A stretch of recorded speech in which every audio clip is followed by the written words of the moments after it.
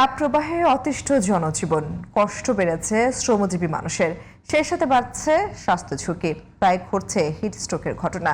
এই গরমে সচেতনতা সহ কিছু কৌশলী পারে স্বাস্থ্য ঝুঁকি কমাতে বলছেন বিশেষজ্ঞরা।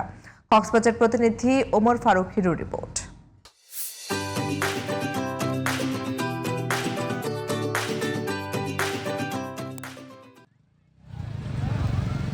দেশ জুড়েই চলছে তীব্র তাপদাহ, প্রচন্ড রোদের সাথে ভ্যাপসা গরম, সব মিলিয়ে হাঁসফাঁস জনজীবন।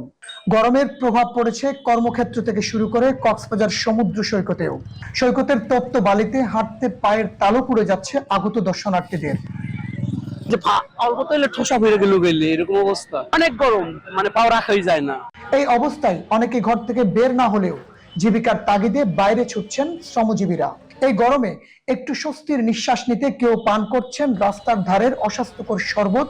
এতে বাড়ছে হিটস্ট্রোক সহ স্বাস্থ্য ঝুঁকি। গরমের জন্য কাজ কোনো কিছু করতে পারি না। এখন দাঁড়াইয়ে সারাদিন এখানে গরমে ডিউটি করতে হয়, এখন কাজ কামও নাই, গরমও বেশি পড়ে। তবে গরমে হিটস্ট্রোক থেকে রক্ষা পেতে কিছু কৌশল অবলম্বনের পাশাপাশি সচেতনতা বাড়ানোর পরামর্শ দিচ্ছেন চিকিৎসকরা। এরকম হট বা উষ্ণ এনভায়রনমেন্টটাকে অ্যাভয়েড করতে হবে।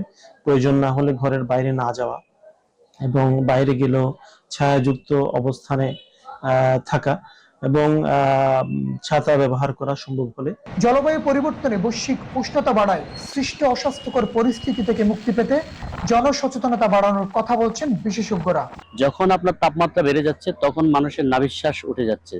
এই জন্য জলবায়ু পরিবর্তনটাকে আপনাকে নিয়ন্ত্রণে আনার জন্য চেষ্টা করতে হবে। যে সমস্ত জলাধারগুলো রয়েছে সেগুলোকে সংরক্ষণ করতে হবে, বেশি থেকে বেশি পরিমাণ গাছ লাগাতে হবে।